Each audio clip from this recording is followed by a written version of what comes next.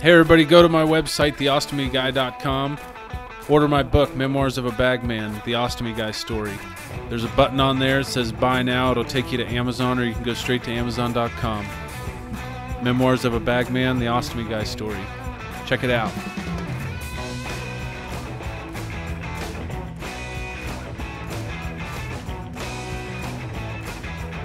Hey everybody, this is Austin, the Ostomy Guy. We're here again today talking about a couple of things that usually we don't like talking about with people, and that's reality. And the coolest thing about battling something serious, I was diagnosed when I was 10 years old with Crohn's disease. And you know, it's not one of those deals I sit there and talk with people about all the time in regards to glorifying the suffering, but it's something that's always kind of hung in the back, and a lot of it you can't avoid because it interrupts your life and it interrupts other people's lives. But I'll tell you what, in carrying this all these years, I've really learned that the most amazing people that I've ever met are carrying something very similar, probably completely different, but very similar. And this podcast is hopefully going to shine some serious light into some people's lives just like that. And today I am honored to be able to sit here and visit and talk with a friend, Jared Estes, Jared is an incredible story.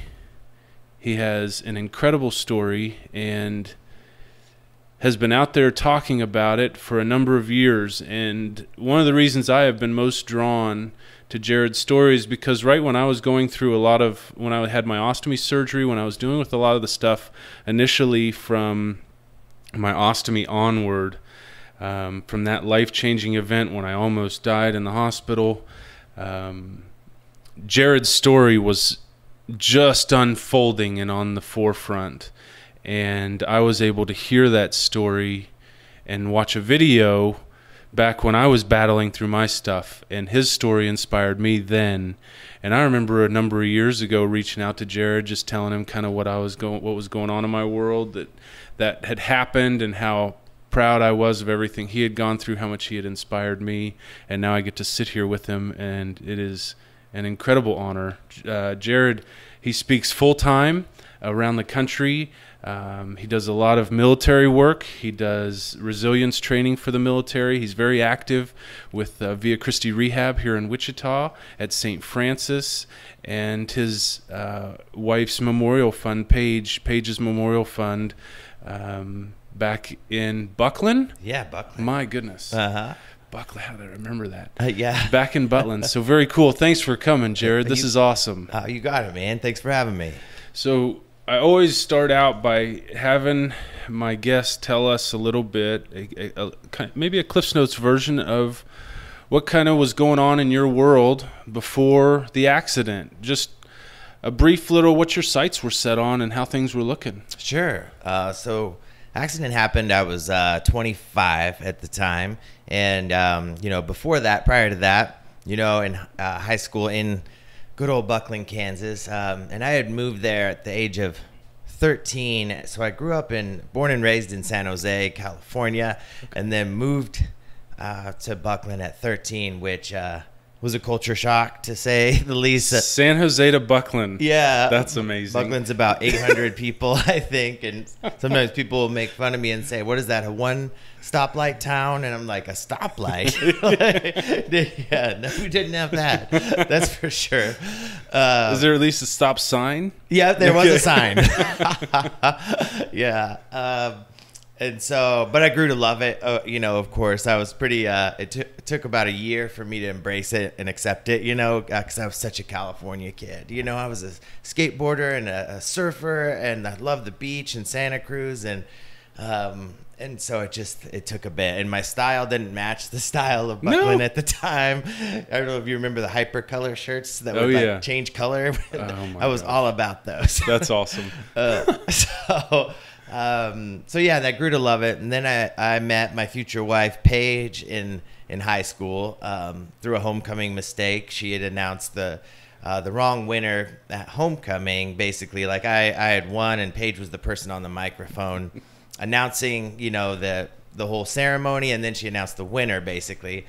And she got it wrong. She read the wrong name, and I ended up meeting her through all of that. Like, it was a pretty funny situation. And then after that, we were just super close. And then I graduated high school. She was a year younger. I went to KU for my first year, and Paige was still back in Buckland, which is, 5.5, 6 hours. And but then after that year, we both moved to Wichita. We went to Wichita State together. And Paige worked hard. She got her degree in criminal justice in just 3 years. It was a 4-year degree, so we could graduate at the same time. And then pretty soon after we graduated, about a year and a half, I guess, I popped the question and did that. And we were married the next year. And then 6 months after we'd gotten married was when the accident kind of happened. And I worked in the arena world for my entire career before the accident. And even after I worked there. What do you mean in the arena world? I was the marketing director at the Kansas Coliseum in town. Yeah. I was the marketing assistant, at that Kansas Coliseum. And then I went over to Hartman Arena when it opened, and I was the marketing director there. So I spent 6 years at the Kansas Coliseum and then 6 years at Hartman Arena. So before we started talking, you asked my wife and I how we met. Yeah. And we told you high school, but our first date was at the Alan Jackson opening concert at Hartman Arena. No way. So you were stuck in that parking line. Were you? No. You got in. We were in there just fine. Oh, and we God. left just fine. We didn't have to deal with any of that, but I was just thinking that's another place our paths crossed, which is kind of cool. That is cool. Was it mutual friends or? So I got tickets to that concert randomly earlier that day from a buddy of mine. He just called me and said I got tickets. He didn't know it, but he had floor tickets and thought he was giving me the worst tickets, but he was on the back of the floor, and these were third row center from the stage on the floor. Dang, that's good. And so the person who was taking us to our seats came down, took us down, and the guy that gave me our tickets was right there on the aisle. We walked right past him. I said hi, gave him a hug, and introduced him to my wife, then my first date, and walked right up to our seats. We were third row, center stage. That's a good first date. It was phenomenal. It was awesome, man. I love that. That's crazy. It was crazy. That was such a stressful day for me. It was? Yes, so stressful. Remember the big snowstorm, right? Oh, yeah. So that was why parking was so delayed getting in, because they had to scoop the whole lot, and there was all sorts of problems. My car, when I had to come in that morning, my car got stuck just in the far corner of the lot. As I turned in, I just left it there and ran into work, and then I didn't get it until the end of the day when the snow, because the snow kind of melted by the end, but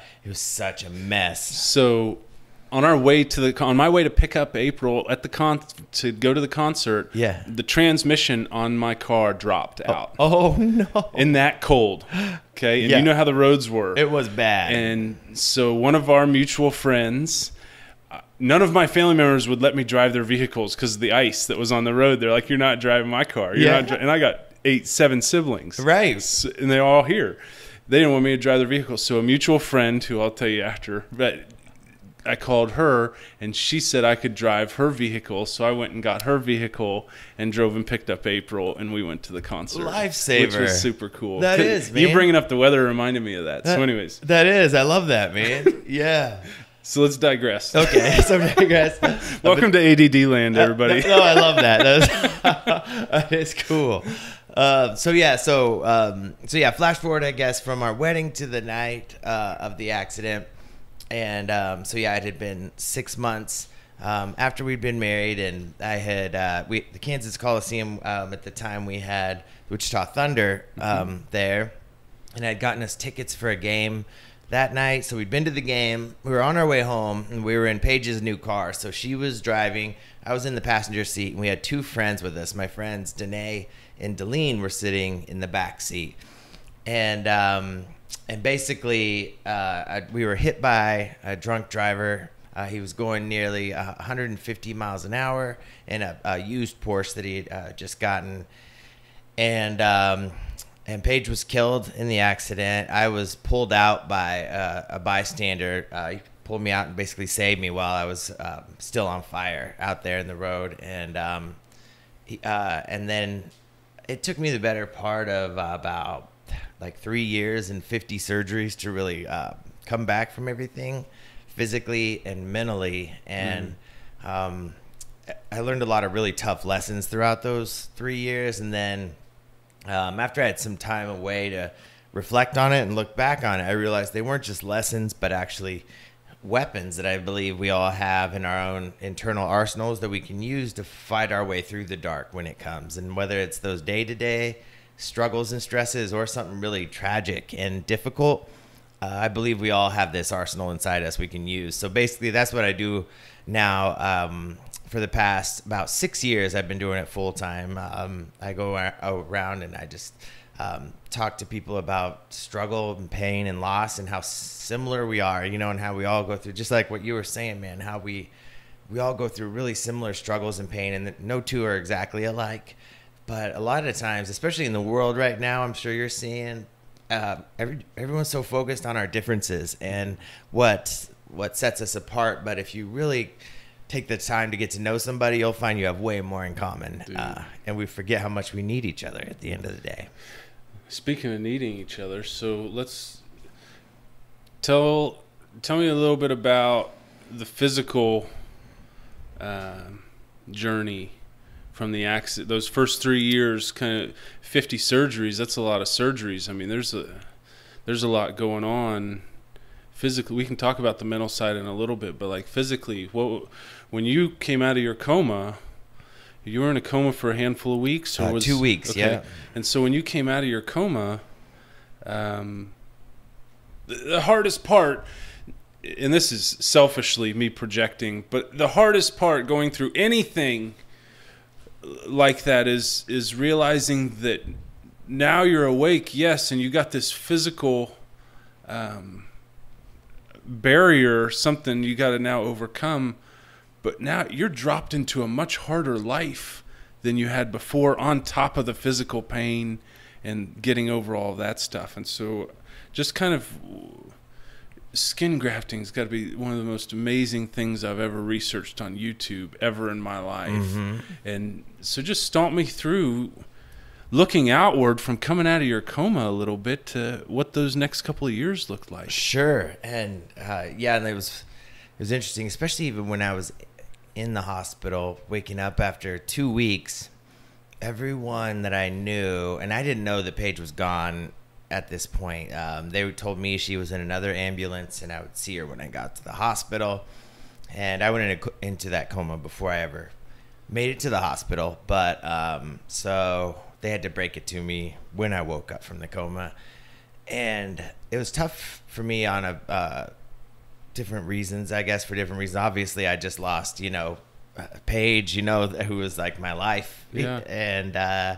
And that was my biggest pain. And it just felt like for a really long time, everyone was so focused on my injury. Like that was my biggest problem. My biggest problem was that she was gone. And then, and not that the injury wasn't bad, of course, but a lot of people were afraid to say her name around me for fear that it might take me to a bad place, you know, and I don't know whether it would or wouldn't at the time, just because they didn't know what to do. I don't blame anybody. Like it might have been the right move, wrong move. I don't really know, but I know at least at the beginning it was really tough because they'd all been to Paige's funeral and they were 2 weeks into their grieving process over losing Paige. And it's not that they weren't still sad or broken by any means, but this was like a fresh wound for me. And so I just felt really alone in my grief. And then not hearing her name or people want to talk about it almost made it a little tougher. I just kind of felt lonely, I guess, on top of the physical pain. And the physical pain was just miserable. Obviously, I'm sure. So I was burned from the waist up across. So about 50% was burned. 42% of that was third degree and had to be grafted, like you said. And so the other half of my body, from the waist down, they had to peel the skin off of and use that skin to replace the skin I'd lost, to cover those wounds. So I was essentially just one giant open wound, and you know how it is when you have a sunburn or anything like that. It hurts when anyone touches you. And this was like it felt like a dagger when anyone would even mildly touch me, a nurse or anyone, and they had to do this multiple times a day to change dressings and change linens, and then obviously I had to. I was a human pincushion for a lot of different shots and different things, and then they'd come in for X-rays, and I mean, you name it. It was just constant. Everything was just pain, you know, and so that was a lot of my life there, and parts of those some of that stuff took years to heal and like stop bleeding. And how do they treat that with like pain medicine and stuff? I mean, because I can tell you right now, pain medicine only does so much. I read that in your book too, and I identify with that big time. Okay. And it's like you do, especially when you have a severe injury like or illness like yours or mine. You work up an immunity to those pain medications really fast, real quick, and they you know, they'll start giving you as heavy as they can give you, and you should be like they would give you this medication. For me, I know like where I should be out of it. You know, I'm on Dilaudid with some Versed and some morphine or whatever. However they could mix these, they called them cocktails. You know, to try to help get me to either sleep or to whatever before they would come in and do really painful procedures and move my PICC line or do whatever. And I would still be wide awake because I had worked up immunities to this stuff, you know, and it was miserable because you could feel everything, you could see everything, you're right there experiencing everything. And then even later, as I got out of the hospital and I would go in for outpatient surgeries it was about every 2 months for the next 3 years. I would go in for another series of kind of surgeries, and then I'd have just enough time to kind of heal up and get in shape a little bit, get back in shape a little, and then go back in for another and another and another. And it sounds weird, but I found comfort in that rhythm eventually to do that. But I remember kind of like what you're saying too. I remember going in for an outpatient surgery maybe a year and a half or 2 years afterward, and the nurse would give me like a shot of Versed before I went into surgery, and she'd be like, I'm going to give you the good stuff. And I was like, I call this like children's aspirin. This isn't going to do anything. She's like, I bet you're out by the time I come in. And she'd come in and I've got nothing. Right. Nothing. And they would give me a little more, which might help a little, but yeah, I mean, you do. Those pain medications just barely touch it. Human bodies. I've learned a lot about the human body, man, through going through all of what I've gone through. It's incredibly powerful. It figures its way through doesn't matter what it is. Like with Crohn's, you're taking all kinds of different medications, and depending on what your issues are, and they might work for a period, but your body just adapts and grows and mutates in different ways and evolves, and it's unbelievable. It is, yeah. And a lot of burn survivors too, they have to be on some form of pain medication, you know. And usually with pain medication, especially once you're out of the hospital, it's different, a little different with us. But as long as you're sticking to the prescription or whatever they say, you'll be okay, you know. But a lot of times, like you know, we work up that immunity, and burn survivors especially have a tendency to take a little more to try to get that that part of it, and they need it too. But then they'll run out, and then you get sick, and you go through that, you know, until you can refill it and all these things. And it's a tough road for everybody. And then with this whole opioid crisis, it's made it even harder for burn survivors to be able to get the ones, especially who do stick to their like medication or do it. Makes it harder and harder for people. For the ones who are doing it right and need it. Mm-hmm. Yep. And it's like, I know that there's people who abuse it, and I know that it's like demonized in a lot of things, but there's a lot of people out there who have a quality of life because of it too. And so yeah, I know it's a fine line. So let's go. So how long after were you walking normal and fine? Normal and fine was probably 4 months. Okay. They got me out of bed a couple of times when I was in the burn center. And then from there they moved me to a rehab center. And they'd have to hold you. Would they have to hold you up while you're doing this? Yep. So that would be miserable because of that. And then you're having to focus your energy and brain on your legs being sturdy and strong. Yep. And what they told me when I got to the rehab center, and it had already actually happened to me, but what happens with burn survivors is with a really severe burn, as your body starts to heal, it starts creating calcium so fast that you can actually grow new bones on your joints, and that's what locks your joints in place sometimes. And so sometimes you'll see burn survivors that are really seized up and like locked up, and it means they either didn't or couldn't move those joints in time, you know. And it happened to my elbow. Actually, I grew this new bone in my right elbow, because that's where the majority of the burn was, on my right side and back, just because they think I must have hit my head and was knocked out, because I ended up with a sinus that got completely blocked or whatever here. And then so I was probably unconscious up against that window when the guy pulled me out, and then the fire came around the edges of the car. When it exploded, it kind of came across this way. So that's why like the right side of my face is burned and the left side is not as much. And I was still burned on those areas. Like I still do have injuries. So there was fire still like coming in. But yeah, so sorry. That's I all sort right. of like lost. What was the original question there? I like totally lost where we were going. No. I'm just curious about, now that we're talking about it, I forget where my question was too. But that's me too. But honestly, apologize, man. So we were talking about the burn process and everything you go through. I'm really kind of. I was asking about standing up initially, and kind of the that's pain what it was. That was the initial. With having someone hold you, how long it had been, and then kind of the pain in the neck of having to do that. Yes, that's it. And this all goes back to that. So because of that fire coming around the edge,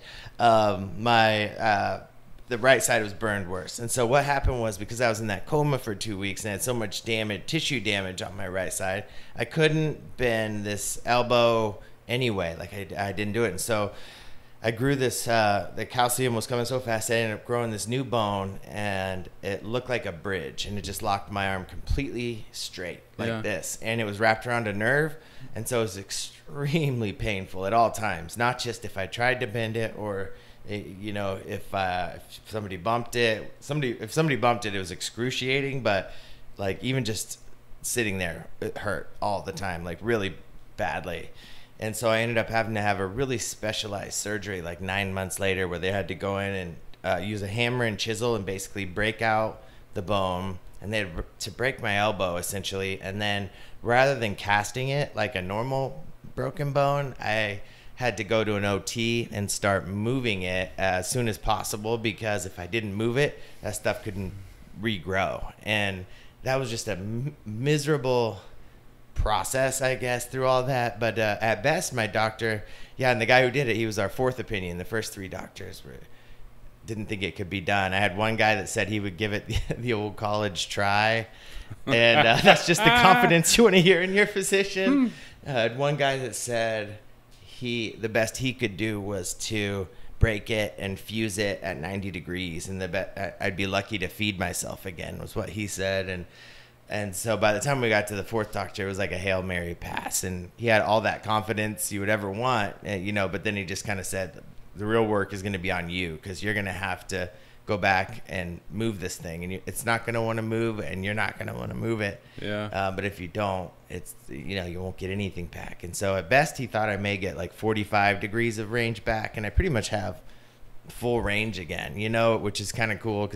And part of that is because my occupational therapist is just the best. His name is Mike Reynolds, and he's here in town, and he's like MacGyver when it comes to like occupational therapy. He would come in with all these buckles and turn things to help me go home and work on things, and I basically did everything he told me I needed to do, from my hand to my arm and shoulder. Are those the things you called torture devices for a long time? Yep, those are the things. Everything. Mike he either invented them or did that. And he even invented this one thing where, when I came out of the hospital, I have this scar band across my neck here, and you can kind of see it here.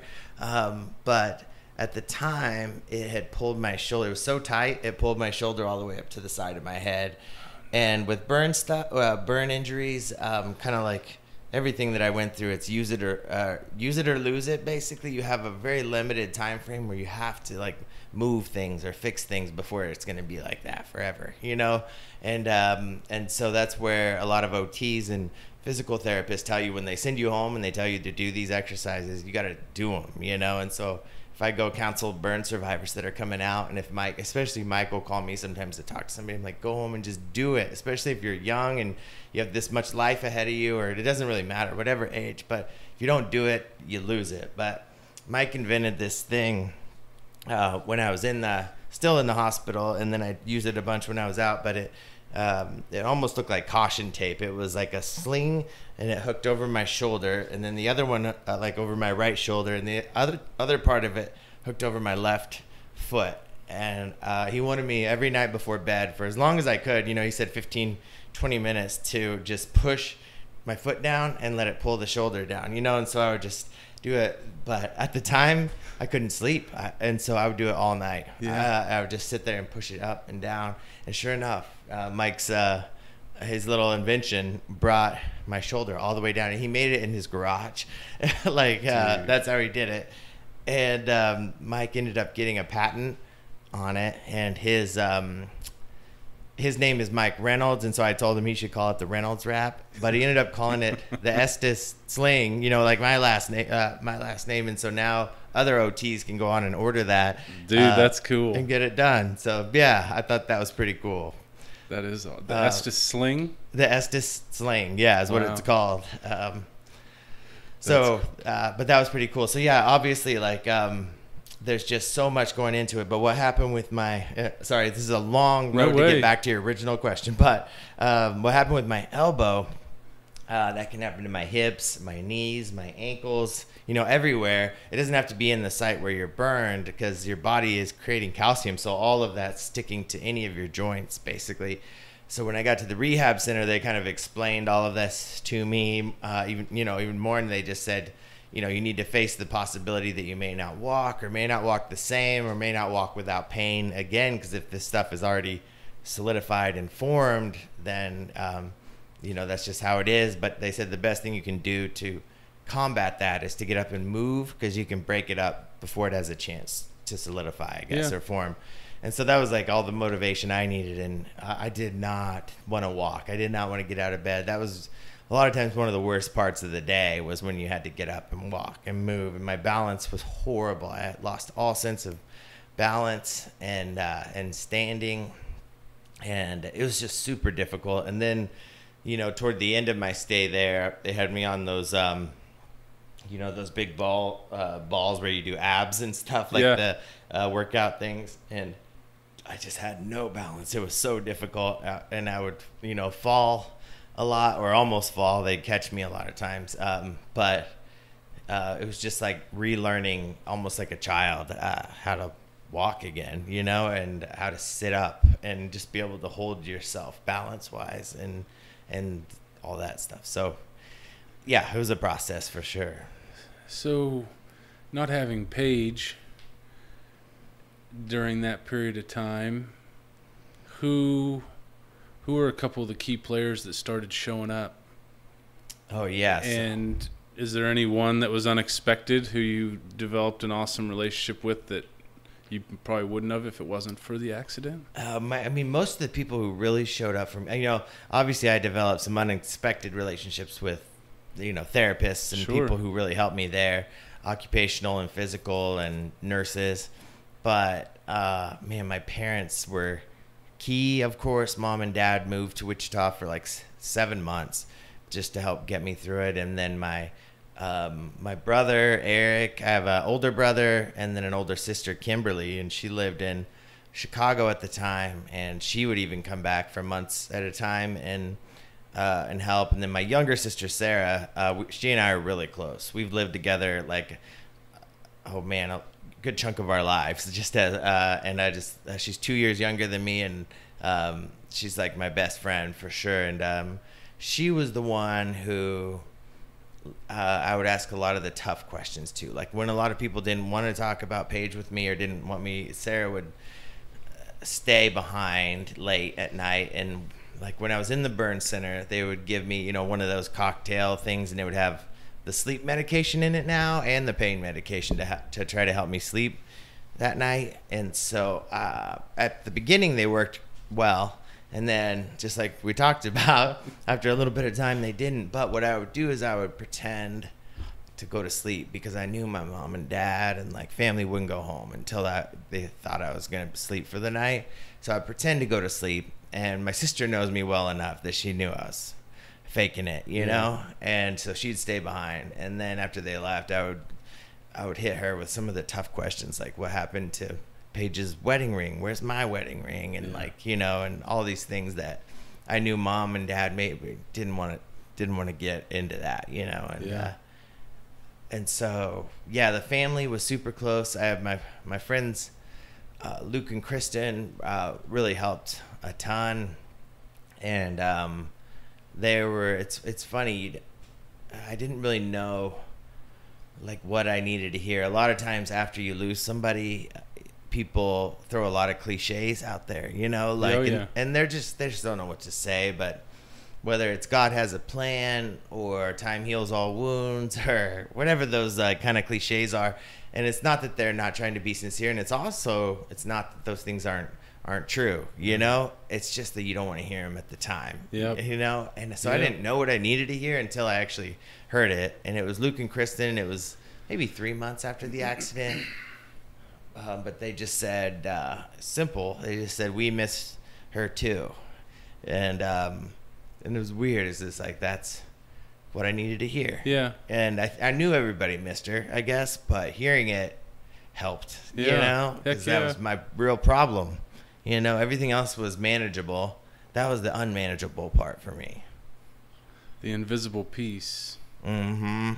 But when your face looks like mine, and when you're bleeding everywhere, and when you're, going through all that, the basic assumption is that his physical pain is what's killing him or what's taking him down. And it was like, it wasn't, I wouldn't say the least of my worries, but it was definitely secondary. So you're pretty active. How'd you deal with not being able to take care of yourself? That was really tough. Yeah. So needing help with everything. They helped when I was initially at the rehab center. They kind of helped teach me some of those things and help me get some of my strength back, so I could feed myself again and be able to maybe brush my own teeth, simple things to gain back some independence. And I was in there for a while, and then so my total stays at the hospital were probably between the burn center and rehab center right around 3 months, maybe a little over 3 months, in both of those. But then even after they let me go home, I was still an outpatient at the hospital for 5 hours a day, 5 days a week for the entire next full year. And so during those 5 hours, they would do wound care, physical therapy, and occupational therapy. And so they would, we still worked on a lot of those things to help me get back some independence and strength and be able to do that. And it was tough for me, and a lot of the people at the arena really wanted me to come back, and do it. And I wanted to go back. Like I was like, I did. And I ended up going back way too soon. I went back in like October of that year. So just like 7 months after this had happened or so, maybe 8 months or something, went back. And, no, so it was about 7 months. Yeah. I went back, and it was way too soon. I wasn't through my surgeries, but I just thought, usually when people would ask about me, like my parents or my family or anybody, when they would ask how I was doing, they would say, is he back at work yet? Like if I went back to work, that meant they didn't need to worry about me anymore. And I felt so bad for everyone having to worry about me for so long. And I was just like, I don't want them to have to worry about me anymore. So if I go back to work, everyone will be okay, you know? But then immediately after I got back, I had to leave again because I needed another surgery, and I had some bleeding stuff that wasn't controlled and different things. So I had to leave for like another 3 months. And by then, like I'd, told my parents they should go home, back to Buckland and be with their dog and go back to their lives. And so that was just me being stubborn, I think, and stupid. But I guess. So, did they go? They did. Yeah. After that 7 months, they went, but it was very reluctant, and I was very I was just, yeah, in hindsight, I shouldn't have done that, because I think, yeah, that was one thing I had a really tough time learning, is that I felt like I was such a burden on people there for a while, and like asking people for help, I felt like I was burdening them. And then, you realize later that we can say our worst fears are heights or spiders or speaking in public or whatever. None of that's true. Our worst fears are watching the people we love suffer. Yeah. And if we can have some kind of an impact in lessening that for them, then that's a gift to us that is given to us, and so sometimes asking someone you love for help is the absolute best thing you can do for them, and that's what I should have done, in hindsight. But I'm really good at hindsight. It's one of my favorite resume bullets. Hindsight. I'm good at knowing what I should have done after I do the wrong thing. You learn from mistakes. That's important. Mm-hmm. You're not insane. Yeah, yeah. So, talk about. So, how soon after all of this did you start talking about it and speaking, and people were probably knocking on your door a little bit and recognizing a spark in you that was worth spreading? Yeah. So that was. So it took. I talked about how it took me the better part of about 3 years. And, I said I had over 50 surgeries. The bulk of those were in that first 3 years. But I've still had some ongoing things that, pop up here and there. But it was about after. So I would go back and work part-time during that time. And then about every 2 months or so, I would have to go back, for another surgery.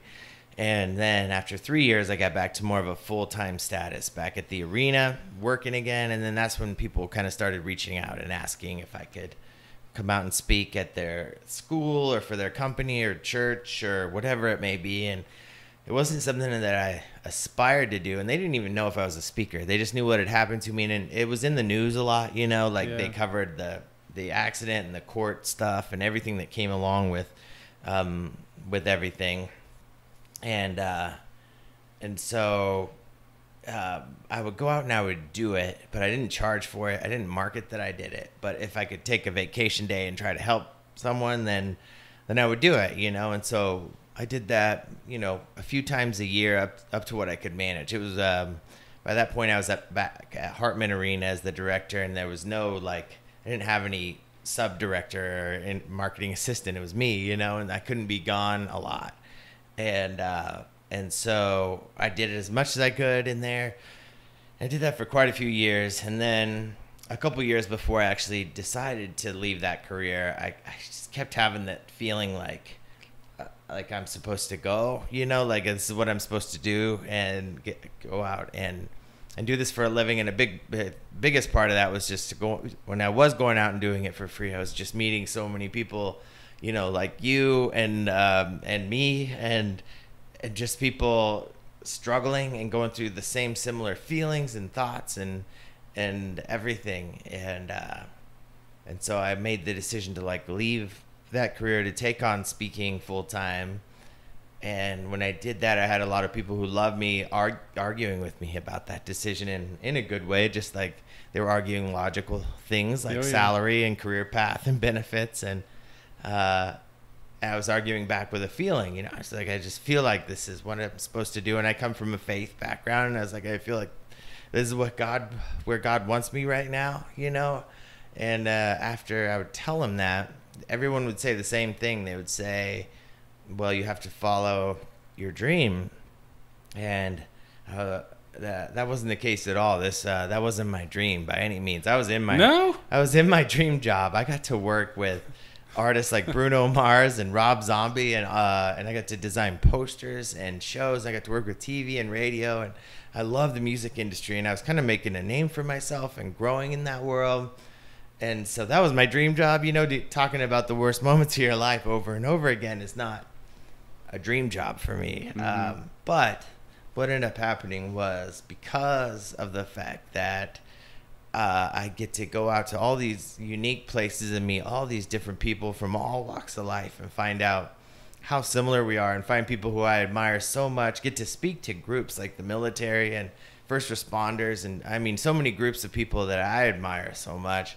Like it did turn out to be a dream job, you know, for me. And so, yeah, it's weird how that happens, I guess. Talk a little bit about the contrast between, you know, I have a problem in regards to people asking me for advice regularly, but also needing advice and needing help and needing advice in areas. Yeah. And then giving advice to people in areas I'm struggling with. Right. You know, when you're giving talks and you're speaking, you always have to deliver a certain message in a certain way, and it's always it's good. It's just kind of part of it. But I guess what I'm saying is talk a little bit about the contrast that exists between taking the medicine in which you're trying to prescribe, where you're constantly having to tell people how to handle this or that, but having to swallow your own words in your own life in different ways. Take your own advice. Yeah. No, that's a good question, Austin, for sure. And it was about the end of 2016 and into early 2017. I kind of did hit a wall with all of that. And at that time, I went through a lot where I spoke to probably 12,000 soldiers just during that span right there at different bases. And then I also had spoken at various company events, you know, and different things. And I was a lot of times I'll hang afterward, and like we talked about, you know, my favorite part is getting to meet all of the people who would come up afterward and stay, and then, you know, talk to me and kind of pour their hearts out about things they're going through. But a lot of times people don't, especially in the military, they have to get right to the next thing. You know, it's like they finish that session, boom. And so what would happen is I would get a lot of Facebook messages and like a lot. And they started out the same way. It would start out with them sending something encouraging to me about what they took from my presentation, how much it's helped them. Then they would pour their hearts out about what they're going through. And then at the end, they would always ask a specific piece of advice, you know, about their situation. And there's nothing in the world more important to me than this. And there's nothing in the world I appreciate more, because if I'm not getting those kind of messages, then it's not working, I guess, you know, then what I'm doing isn't worth it. Right. However, I was getting so many, and they require more than a short paragraph. You know, you really have to spend some time thinking about it. And what they don't realize a lot of times, the people who come, is that I already answered their question in the presentation. You know, that part's in there. So a lot of times it's sort of me bringing it back in and kind of like showing how it applies to what they explained to me. So that does help when they tell me what they're going through, and I can refer back to what they've already heard, I guess. But it just takes time. And so it might take me a couple weeks to get back to one of these guys, because I also have my ongoing travel and my job and my life, you know. And what I was finding out is that a lot of these people didn't have time, and they were right on that brink of suicide or something, you know, and then I just didn't know what to do with that. So it got to the point where if I was with my, you know, family or friends and just trying to have fun, in the back of my mind, it was actually not even the back, it was the front of my mind, there's all these messages in my inbox, you know, that I need to get back to, and these people who are hurting and struggling, and I'd care. And I don't know how not to care, and I don't want to not care, but I didn't know what to do with that, and especially at night. And I'm guessing it's similar for you, like chronic pain, you deal with it throughout the day the best way we can. And for us, you know, people like us, a lot of times that's by moving and doing things and acting. And then where it creeps up on me the worst is when those moments between asleep and awake, when your body's letting its guard down and you're trying to fall asleep, and then that's where that chronic pain would kind of come in. And now that's always been the case for me, but now I have this whole new thing on top of it, where I just have all these people in my head, you know, and their stories in my head, whether I met them or whether it was in my inbox, or like I would meet these at foster care conferences after I spoke. These little girls would come up to me, and they would just be so sweet and like thankful for my message, but so nice. And I would look down, and they would have like these self-inflicted scars on their arms and legs, and like and I know they say to give that, you have to give it to God, and I know that's the right thing, but it's so much easier said than done. You know what I mean? Yeah. And so it definitely took a toll on me there for a while, and I ended up taking some time off. I was still if anyone reached out and wanted me to come speak, I would still go out and do it, but I wasn't actively searching for that. And I was working on a book. I put that on hold. A lot of the things that I was working to help, and picking an agent, doing all this stuff, I just put everything on hold because I needed to figure out how to deal with this. If I was going to move forward, if this was going to come at me at a bigger scale, if I was to grow anymore, I need to figure out how to manage it. Yeah. And so I spent that time going around and talking to colleagues, a lot of friends and family, but also just other people.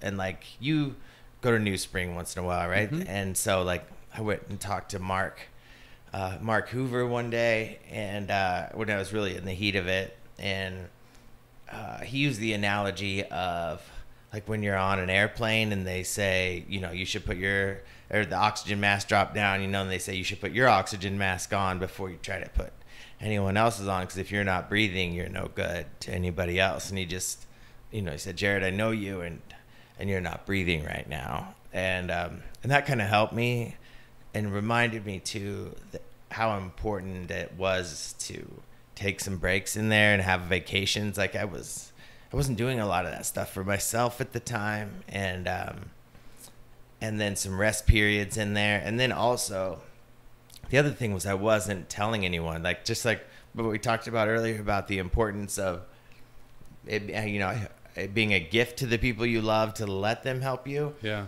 A lot of people didn't even know I was struggling with it because I didn't tell them.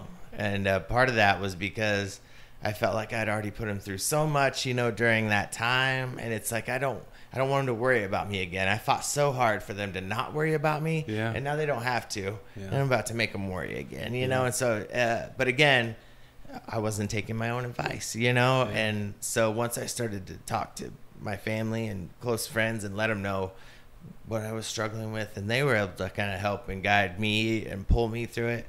And so I came out the beginning of this year, especially really ready to go, I guess. And so now it's been moving pretty fast and hard, but I'm way more comfortable in the role, if that very cool explains it.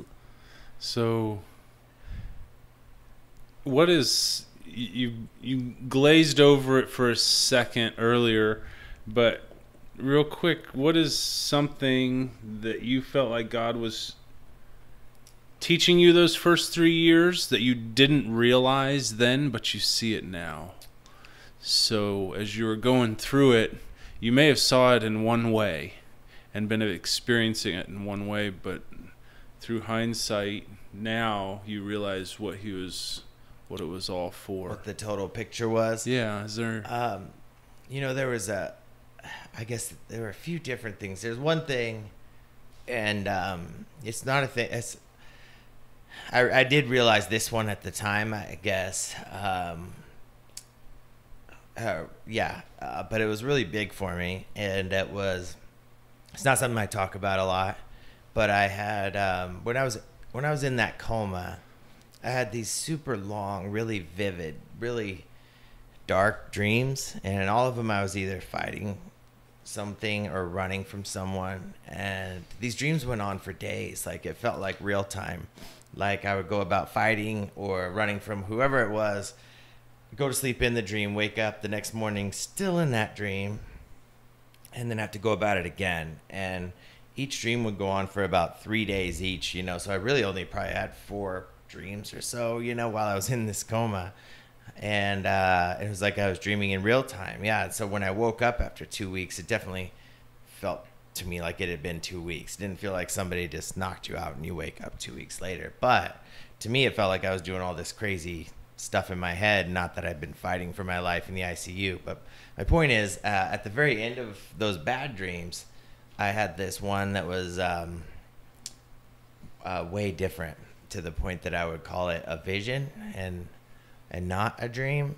And so immediately with this vision, it starts out where I'm moving down this country road.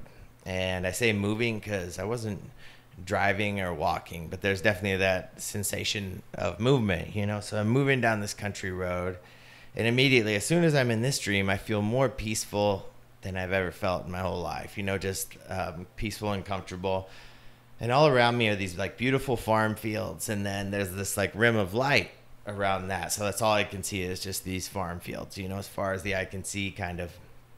And you know how in a dream, California boy having a vision of farm fields. yeah, farm fields. That's how you know it's a vision. That's how you know it. Yeah, exactly. It should be it should be waves and the beach. That's right. But you know how like sometimes in a dream where something or someone doesn't look like what it should be or who they are, but in your mind you like know who it is, I guess. Like it's not looking like that person or that thing, but you know who it is, I guess. And I don't know how to explain it other than that, but even though it didn't look like it, just very matter of factly, I knew that these fields and this ground was Buckland, Kansas, but this is the ground, the ground that would one day become Buckland, Kansas. You know, like this is way before Buckland had been built, and as I was moving forward, I started to see the outline of this like person sitting on a bench in front of me. And then as I got closer, I saw there was someone like standing behind him. And then I got to where I was directly in front of both of them. And I'll preface this with the point of saying that at this point, I was, I was pretty strong in my faith, but I wasn't really going to church, reading the Bible a lot. You know, Paige and I, we had looked for churches. We couldn't really find one that was, I felt like it was always more about the church than the faith, I guess, or than, you know, growth. Yeah. And so I wasn't a very religious person, you know, at the time. But so I get to this point to where I'm in front of these people, and the guy on the bench, he looks like an old man, I guess, you know, and kind of weathered, and behind him is my grandpa Maynard. My grandpa Maynard died when I was 10 years old, and I loved him. He was one of my like favorite guys, but I didn't get to see him a lot because he was in Kansas and I was in California, you know. And so whenever I got to see him, it was like seeing your best friend again, kind of. And the old man in front of him, he looked like he could be one of Grandpa's poker buddies, but I just very matter-of-factly knew that was Jesus Christ. And it wasn't like I was scared or concerned. You know, he didn't look like the picture with the abs and the long hair, you know, like, but it just felt like this is how he showed himself to me, I guess. And he's sitting there. And then I looked down at my left hand, and Paige's hand was in my hand, and then I traced her arm up, and she's standing right next to me, and she's smiling like really big. Paige was really known for her smile. Like one of her nicknames was Smiles, and one of her other nicknames was Blue Eyes, and that's the thing I remember most about this vision or dream. Is that Paige's eyes, I mean, yeah, always known for being blue, but the color of blue that they were in this vision was the most beautiful color I've ever seen in my whole life. It almost had a movement to it, almost like waves crashing, you know, in her eyes. And she let go of my hand, and she started to move toward my grandpa and Jesus, you know, the whole man. And she's looking back at me the whole time and smiling still. And then the old man stands up, you know, and he and Paige start to turn their heads. But before he turns his head, he kind of gives me a knowing nod, I guess, you know, and then they both turn their heads and they start to move away. And then Grandpa gives me the similar nod, and then he starts to go with them. And as they were leaving, I yelled out, like I just said, "Can I come with you?" And I'll never forget this. Like the old man, Jesus stopped as and Paige and Grandpa were still moving. And he turned around and he said, "No, because I'm not finished with my masterpiece yet." And then I woke up from my coma. And then I guess I don't remember this part, but I started telling my brother about this dream I just had. My brother was the only one in my room. It was late at night. And my brother grabbed a pen and pencil and he started writing down things I was saying, because I was telling him things that I couldn't have known. For instance, I didn't know that Paige was dead yet. I didn't know she was gone. She was buried in Buckland, Kansas, and she was buried directly next to my Grandpa Maynard. Not in the general really? vicinity, right next to Grandpa Maynard, And for the longest time, I kept thinking that, that masterpiece thing that he said. I thought that was Jesus just saying like that, his plan. It wasn't in his plan. The masterpiece was his plan, and that's what it meant. But again, when this is a different time, I was talking to Mark Hoover, and I kind of told him this vision. And as soon as I said that part, Mark's eyes lit up really big, and he went over and he grabbed a Jewish translated Bible, which is the closest version to what what the Bible is, I guess. And he pulled up the scripture, and I'm paraphrasing, but it's in Ephesians. But the scripture that's like, "For we are all God's handiwork, put here to do good works through him for others," basically through Christ Jesus. He pulled that up, but that word handiwork in the original Jewish translation is masterpiece. "For we are all God's masterpiece, put here to do good works through him." And so it's interesting because that alone, just to answer your question, for me, after the accident, my mind could not help but go to those last minutes of Paige's life in that car, because she wasn't killed on impact, and what that must have been for her. And that vision alone had the ability to take me down a really dark, terrible road. But for me, that wasn't Paige's last minutes. I feel like God gave me this gift, and I got to see her cross over. I don't think I was in heaven. I think I was outside. But I think I got to see her make that move over there, I guess, and go to the other side. And it was like a gift for me, because it kept me from going down such a bad path and a bad road, because anytime my mind would go to the flaming car, the car on fire, and Paige, that image of her face smiling in her eyes, with the blue and the waves crashing would pair with it, and I was okay, and so I feel like God was there with me from the beginning, trying to reassure me. And it doesn't matter if anyone agrees or disagrees or thinks that it was maybe a coma dream or something that's unrelated. It doesn't matter, because it was just such a gift to me, like to help me get through, especially that first part of it. And sometimes there's just things that we know are real, and we're the only ones who will ever know, I guess. Yeah. Not only did she make it through, you got to see her after the accident, if you will, but more beautiful than ever, and better than ever, and probably at a place of real peace where you weren't even concerned for her. Right. It's like that reassurance that I knew she was okay, I guess, And you could stomp forward. Yeah. So that's, and then the other way that I sort of felt that too is that a lot of times when we pray for help from God, we expect him to be like a genie, and if we pray for something, then poof, it should appear. And if it doesn't, he's either not listening, he doesn't care, or he doesn't exist. It's kind of what we come to. But what I found with that is when I would pray, or when people would pray for me, the way that I believe God works is he sends us the opportunity a lot of times to get what we're praying for. And then it's up to us to recognize it and capitalize on that opportunity. And so often, more often than not, that opportunity comes in the form of people coming into and out of our lives. And it's up to us to recognize those people and capitalize on what they're offering or how they might be able to help us. And once and we don't see it, you know, for me, I didn't see it for a while because I was pouting.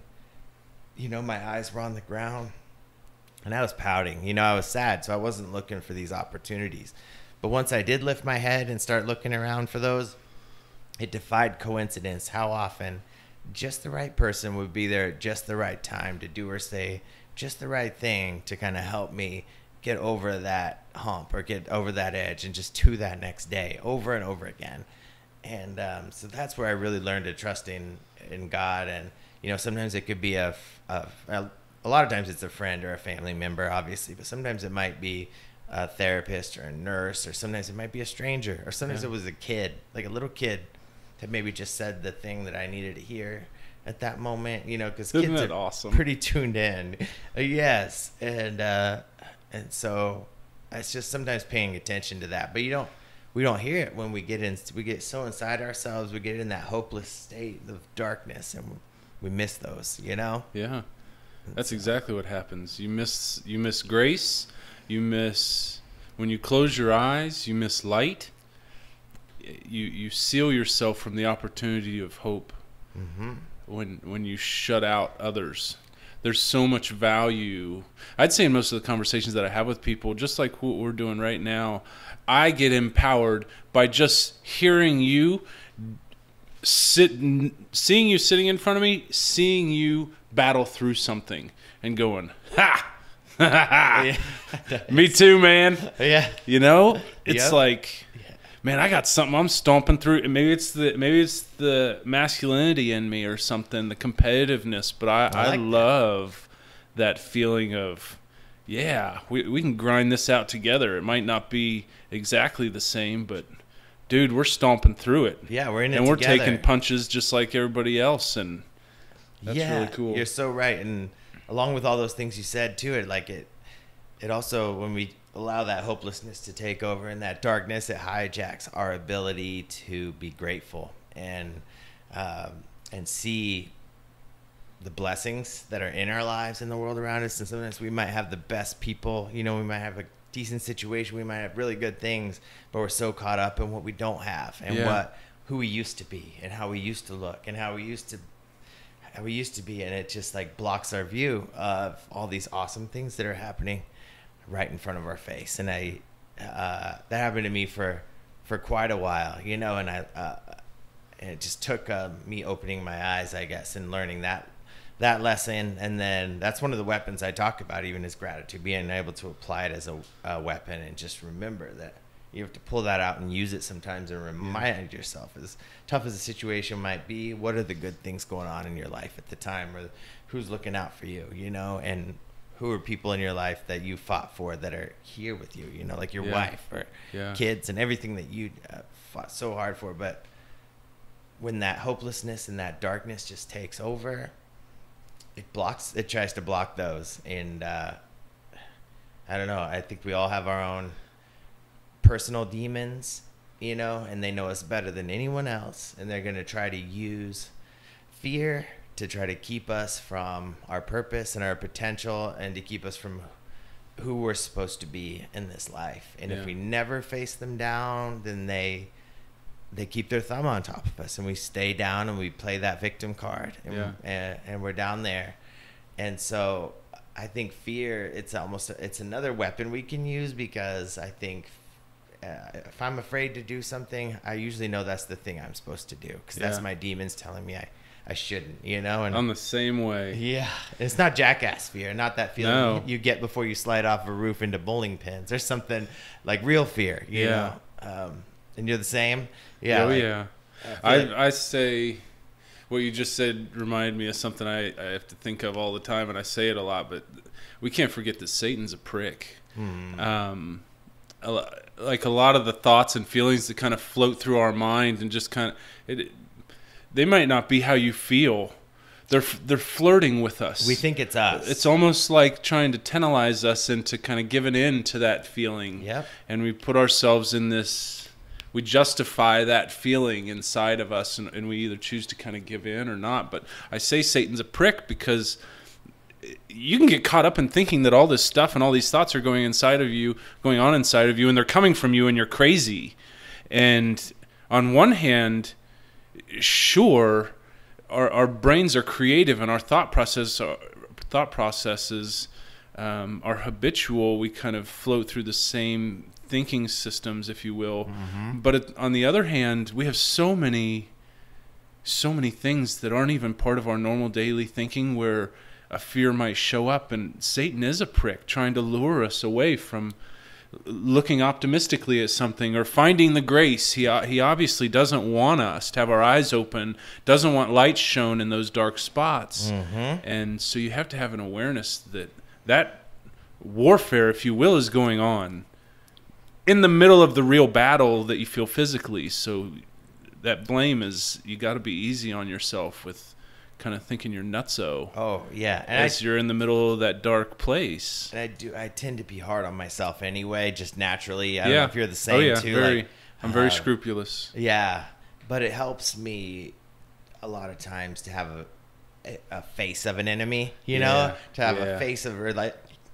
It's like, it's not me, like, I'm going to fight you, you know? Like, if I'm thinking it's just me inside of me, it gets a lot harder. But if you have a face, like, if you know that somebody's messing with you, and that's just in life. If somebody's messing with you in life, you know, whether it's a work environment or whatever, and you're frustrated with them, and you're angry, and it's like, you're not going to let that continue happening. And now there's this person actually inside you telling you all these lies and just filling you full of this stuff. Yeah. And so that helped me a lot. And that was a big part too of what helped me decide that I didn't want to be a victim as well, you know, which is a big part of what I talk about when I go speak, and why I talk about it, you know, because just like you, I realize that as you get out and meet people, every one of us right now in this moment, we could probably all come up with like 8 to 10 different reasons that we are a victim to our circumstances. And we can use those reasons as excuses to give up or to not try or to be a jerk to somebody else. But at the end of the day, they're just excuses, because everyone has them. And you'd be justified in doing it, but you're awesome for choosing not to. Oh, yeah. You know what I mean? Yeah. Well, and that's the thing. Like, I think we'd all be justified in some way, shape, or form if we really, you know, especially once you've lived, you know, and gone through these things. A lot of people have been through just those dark things. And for me, I think when the switch happened was, whenever Dad is the one who had to tell me that Paige didn't make it after I woke out of the coma, and it was really tough to take, obviously. And once I realized there's nothing I could do about it, I made it my goal to get to the cemetery, basically, because I could not grieve like in the hospital, and even as an outpatient, I was just like going through there's somebody in my room constantly doing something to me, and everything was pain, you know, so I never had a chance to really process or grieve. And then on top of that, my friends and family had been through their grieving process, you know, because 2 weeks before I was, you know, because they'd been to her funeral. And it's not that they weren't still sad or broken, it's just that they were in a different stage than I was. And so I just felt super alone. So I just decided to shove all that down as deep as I could, and I would do whatever I had to do physically to get well enough to make that trip to the cemetery, to Paige's grave. And then when I got there, I would just let it all out, you know, and I would throw the fit that I felt like Paige deserved from me. And so it took me, between the hospital, rehab center, and outpatient, it took me around 4 months before I finally got to make that drive. It's about a 2-hour drive from Wichita to and Buckland, where Paige was buried. And on the day we were leaving, I was kind of excited because this had been my goal for so long, you know, and when I was using it to help me push through all these tough procedures and tough days and tough things, I always had this picture of what it was going to look like when I got to Paige's grave. And in this picture, I always saw myself kneeling by her grave, maybe grabbing piles of dirt and slamming them on the ground, yelling at the sky and crying. And like I said, just throwing the fit that Paige deserved from me, you know? Right. And when I got to the cemetery, the first thing that I realized was that I was incapable of kneeling. I didn't have the strength or balance to like kneel down by the grave. So I had to sit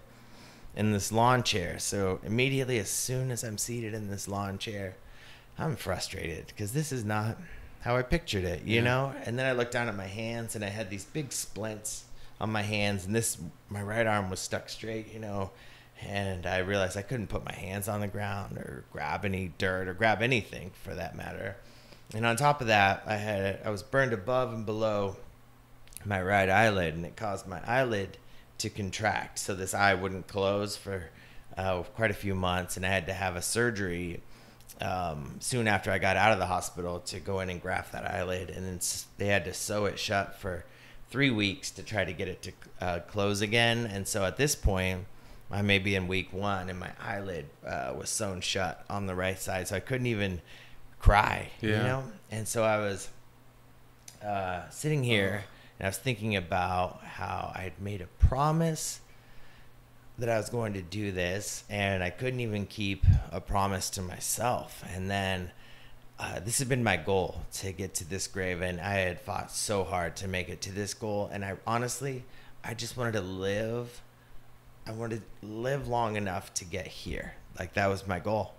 And I didn't have a goal after that, you know? And then I started really wallowing. I started thinking about what a burden I had been on my family and friends, and just how much better they'd be if I was gone. And, you know, realizing in hindsight, those weren't my thoughts coming to me, but it was just this really dark, hopeless feeling kind of washed over me, you know? And I looked at my future.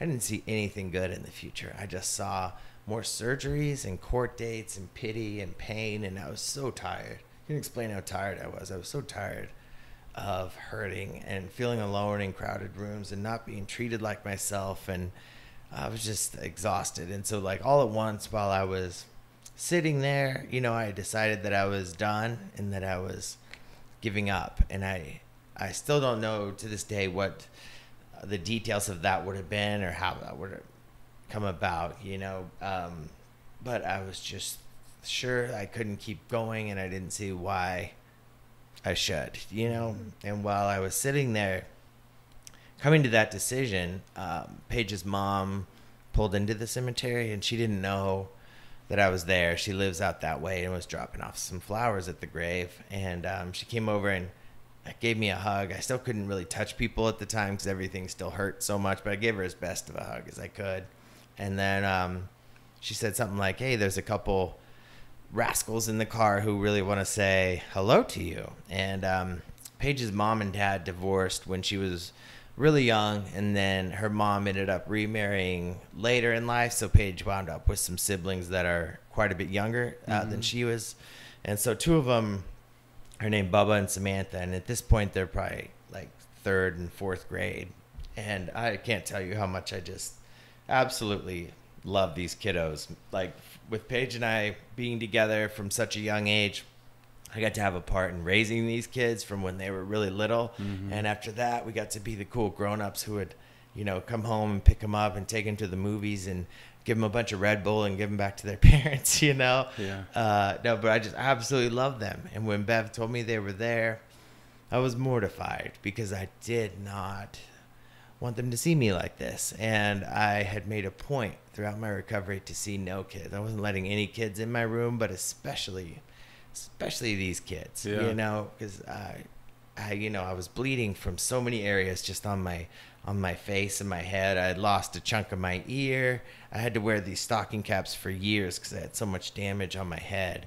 And they didn't want to graft it because I would never be able to have like hair surgery to get my hair back again or anything. And so it just took a long time to heal. So I had one of those hats on. My shoulder was sucked up to the side of my head, you know, because of the scar band being so tight. I had these splints on my hand, my eyes sewn shut. I'd lost like 70 pounds, and I stood on my tiptoes because I got drop foot from being in the hospital for so long. And on top of all of that, they were, I was burned on the right side in the back of my face and head.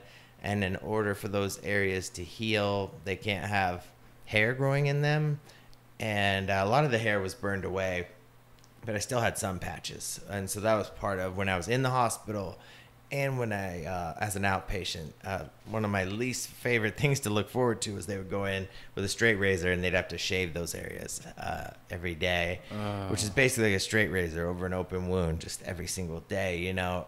So after a couple months of them doing that, I just kind of gave up on the left side. And so I ended up having this pretty sweet half beard thing going on, like a Gillette commercial, you know? Yeah. And so, yeah, when she told me they were there, I was just mortified. I just did not want them to see me like this, but I knew it was too late. You know, the car is just parked right over there. I said, okay. And she waved to the car. Ready or not. Yeah, for them to come over. And yeah, ready or not for sure. And the door opened and they got out and they started to walk toward me. And as soon as they started to walk toward me, something hit me, and it hit me so hard. And it was Bubba and Samantha's faces. They looked so much like Paige, and I did not remember them looking that much like Paige. Yeah.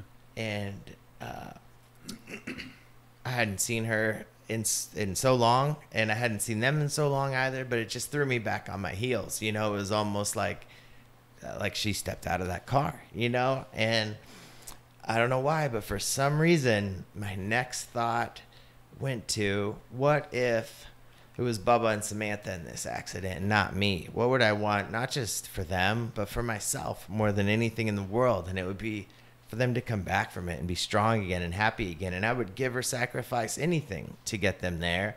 And then I thought about, what if Paige and I's roles were switched? What if I was gone and I was watching her sitting here giving up the same way that I was? And I just thought about how heartbroken I would be, because all I would want in the world is for her to take that famous smile out and go heal hearts with it. I know she could, you know. And so that's where it kind of hit me how self-involved my line of thought was right before that. I was making this all about me, and in life nothing's about you. And when you try to make it all about you, that hopeless dark feeling is what gets you, you know. It takes over and it beats you, and it is terrible. I did lose my wife, and that's awful, but Bubba and Samantha lost a sister. Bev lost a daughter. So many people lost a friend.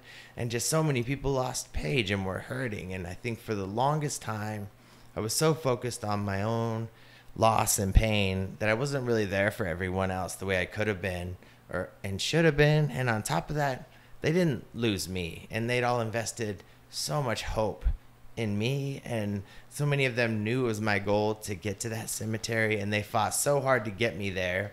And I was just about to flush it all away, making it, you know, all about myself. And so I ended up, when I left the cemetery, I definitely did have a new goal, and it's that I was going to come back from it, going to be strong again and happy again.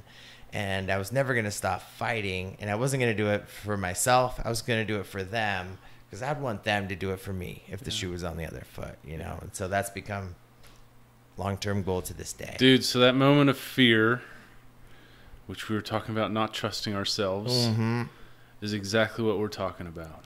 Yes. Right? You hated that moment. You were forced into just dealing with it. If you'd go back to that moment, you would probably responded. If you could have, you'd have ran again if it happened all over again. Sure. But knowing what came of it and not trusting that fear, and it just happened. Whether you could do something about it or not, it just happened. Right. But that's where you found such a wide open door of hope for yourself, was in that dreaded moment that turned into actually being a moment of hope and opportunity, which you grabbed. It did. And had that moment not happened, you know, because the next couple of years were still really difficult with surgery. It didn't get really easy right after that. Yeah. You didn't Lazarus yourself out of the chair. Just like, yes. But it was a tough couple of years, but you're right. Like, but having that moment helped it it helped give me that strength and will to remember why I wanted to do it, you know, and get through it. So yeah. All right. So real quick, how long did it take you to start dating after all of that? So probably about 4 years, I suppose. So 3 years is what it kind of took me to really get it together, back on my feet. And yeah, I started dating, and I hate dating. Ugh, tell me about it. Yeah, I don't like the dating process. I've never been good at it because I don't like hurting people, you know, like, and that's how it felt sometimes, even just in high school or whatever. I don't want to hurt someone's feelings, like if I'm not there, you know, and so I don't love it. But I met a girl named Ashley initially, and it didn't work out with Ash, but we were together for a few years, and she helped me so much because she helped give me the confidence to accept myself for how I look now and who I am, you know, just being a burn survivor and just going through these things. She just loved me for who I was, and she was super fun, and just I don't know, she helped me break out of a lot of tough, you know, things in my head, I guess. And it didn't work out, and then did a little more dating, and then, you know, met Amanda, of course, and Amanda and I have, like, you know, dated on and off kind of, you know, and it's one of those where I don't know how it's going to work out, but she's the best person I know, and she has such a good heart, and she's just like kind of an inspiration to me. And so it's one of those things where whether it does or doesn't work out will never change what I think about Amanda, you know, and who she is as a person, and her heart is always just like a daily inspiration to me too. So so we'll see where it all lands, I guess. Do you have one thing that, if it wasn't for the accident, besides speaking on it, if it wasn't for the accident happening, you wouldn't be doing or wouldn't have happened? Is there... I mean, obviously Amanda, right? Or anything with other girls. Just because Paige and I would still be together. But let's see. Well, I've gotten really into soccer the last few years. And I know that's just a random football, small things. Oh, football. Yeah, I played football in high school. I play football now, but because of my like hand injury and my arm, you know, and just kind of how it's a chronic thing, it's a sport that I can play and get, you know, exercise without having to use that, you know, and so I can still use my legs. And marathons, I've been able.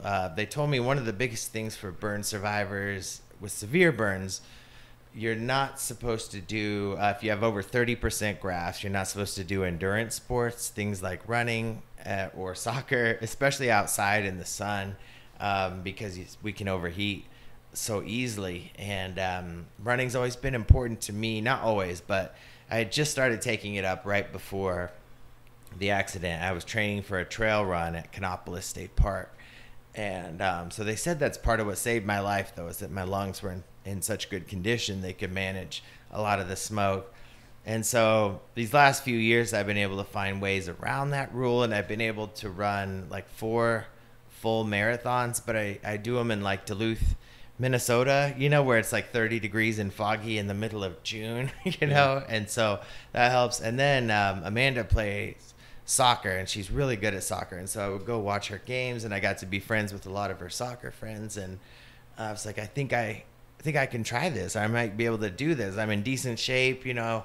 And then so my first year of like trying to play soccer with them, it was just awful, Austin. I was my best move was to get the ball and panic and just give it to the other team. But I've gotten a lot better in the last few years and really worked on it. And I had my first, I play on a men's indoor, 2 different men's indoor teams, but I had my first 5-goal game the other day. I had my first game-winning shot, and I don't know, I come to enjoy it a lot more, where I feel more more comfortable out there. That's a most improved player story right there. Yeah, Going from being the opponent's most valuable player to being able to score. It is. And I think we still play a lot of the same opponents, and I think they still underestimate me, which helps. They're just like, he's going to give me the ball in a second, and then I can kind of dribble around and shoot it. But yeah, it's been cool, man, for sure. What are some bizarre little things like about that I wouldn't think about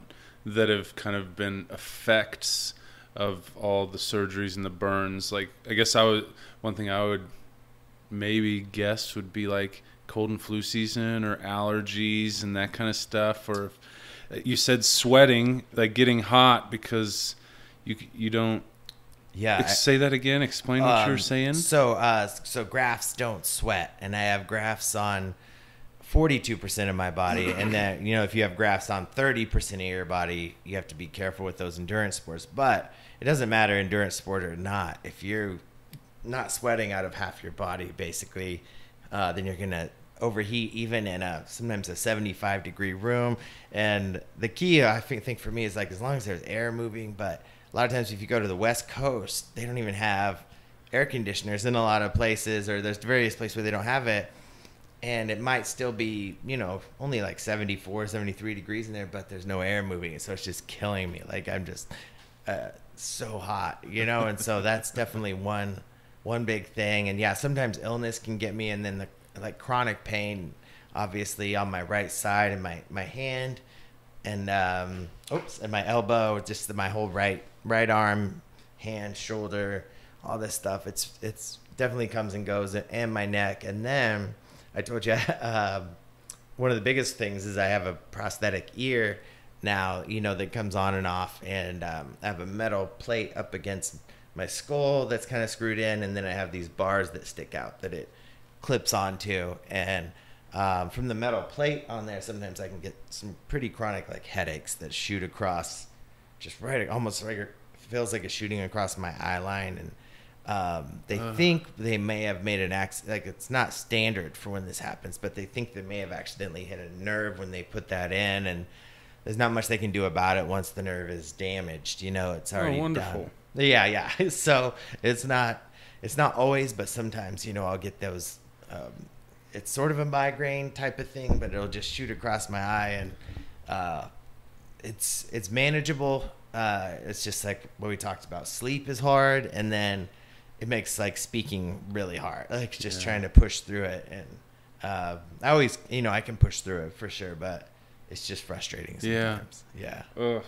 So being in music, you got any songs that kind of get pumped up with, or do you have I do. What are a couple of go-to songs that you throw in? At the time of my accident, there was two of them that helped me a lot.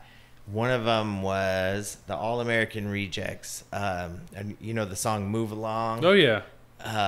So that was brand new at the time, and I'm very into like alternative rock. So, "Move Along" helped me just so much, and it just made a big difference. And then soon after, Coldplay came out with "Fix You." Yeah. And I felt like at that time I had all those people reaching out to help me, like to help fix me, I guess. And so so that one has been just absolutely huge for me. And then I have some friends in the band, Cage the Elephant. Have you heard of Cage the Elephant? But they have a whole series, like a whole bunch of songs that have helped me through a lot too. And the lead singer Matt and his brother Brad are kind of at the head of that band, and very cool. And they're pretty spiritual too, and it's not a technically Christian band, but there's a lot of those messages, undertones, if you know them well. And so I would say those are some of the you'll notice that same kind of undertone in like 21 Pilots and a number of bands like that you go and check out that content, you're gonna be flipped upside down when you realize what they're trying to tell you. That's one of my favorite things when I speak sometimes too, because obviously if I'm speaking to a faith-based group, a church or a private school, or whatever it is, I can be a little more outward. I can be more outward with my faith. Not a little more, completely outward. Right. But then if you're in public schools or company setting, different things, you can't be quite as outward as you might be in those situations. But I talk about the the lessons I learned and how those lessons became weapons, or how I learned they were actually weapons. And all of those weapons that I talk about are all biblical lessons. The weapons are things like grace and gratitude and letting go and fear, and so all of them tie back to the Bible. So a lot of times, even when I go speak to maybe not a faith-based group, I'll have faith-based people, or people from a place of faith come in and say like, hey, I see what you did there, and I always appreciate that. Yeah, that's cool. Well, I think we tackled it. Awesome, Jared, man. I think I do want to know one thing. Yeah. Have you gotten, actually, well, first question is have you gotten any speeding tickets since the accident? You know what's funny? There's a little story with that, I guess I should probably tell, but I do. I've not got a no. The answer is no on the speeding ticket. Not a one. Yeah, I'm just gonna stick with that for now. Okay, I'll just say that. Good. That's pretty funny. Have you played any funny, hilarious to you pranks on anyone since that were really good that maybe freaked them out or something? Yeah, definitely. Like my ear, comes on and off, so that opens up a wide array of things you can do. So if my buddy's telling a long, boring story, I can just take it off and lay it on the table and be like, I'm listening, and then just leave. And so that's one. And the other day I play in another sport I like is volleyball. I really like the outdoor sand volleyball, and play on a league there. And a couple years ago, I went up for a block on a shot, and I hit my hands, and then it went back into the net, and then it flung back, and it knocked my ear off, and my whole team, they all knew that I have a prosthetic ear, so nobody was really fazed, but the other team had no idea. And so rather than just picking it up and snapping it back on, I just like grabbed the side of my head and just started yelling bloody murder, like and so there was one guy in the front row that was just like, what's happening, what is that, are you okay? Oh, that's it was awesome. Just really funny. Oh, so, my gosh. Yeah, there's been a few. And then a lot of times when I speak, I'll tell them that, one of my dreams someday, this is a bucket list thing, I want to go into like a Claire's, where they pierce ears, and just walk up to the counter and ask the girl how much it would cost to get an ear pierced. And then when she answers me, I'd just be like, you know what? I think I'm going to do that. And then I would pop it off and lay it down on the counter. And then what I would do is I would just kind of shop around the area for a little bit and wait for her to get up the nerve to actually poke it. And then when she poked it, I would just scream from across the store, like you got to warn me. So yeah, that's a bucket list one. So that one hasn't been done yet, but someday. There's a YouTube video coming to a theater near you. Yeah, exactly. God, that's awesome. Jared, tell everybody where they can find you. Where, if they want to have you come speak, or do you have a website? Yeah. Where can they look you up? So they can find me at myname.com, like JaredEstes.com, and Jared is Jared, Estes.com, and it was such a good name until the dirty Subway guy came around and ruined it. And so yeah, I'm there, or I'm on Facebook just under Jared Estes as well. You can find me on there. Same with Instagram, Twitter, any of those places. Dude, thanks to everybody for listening. Thanks, Jared, for being here. This was really cool. And Thanks, find us on the Ostomy Guy Facebook page and our YouTube channel. Love it.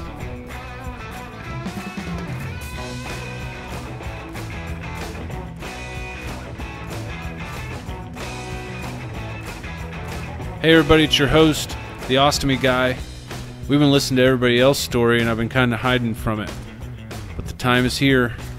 My story's out. The Ostomy Guy story, Memoirs of a Bagman. Finally published and ready to buy. www.amazon.com. Go buy one for yourself and one for a loved one. You won't regret it.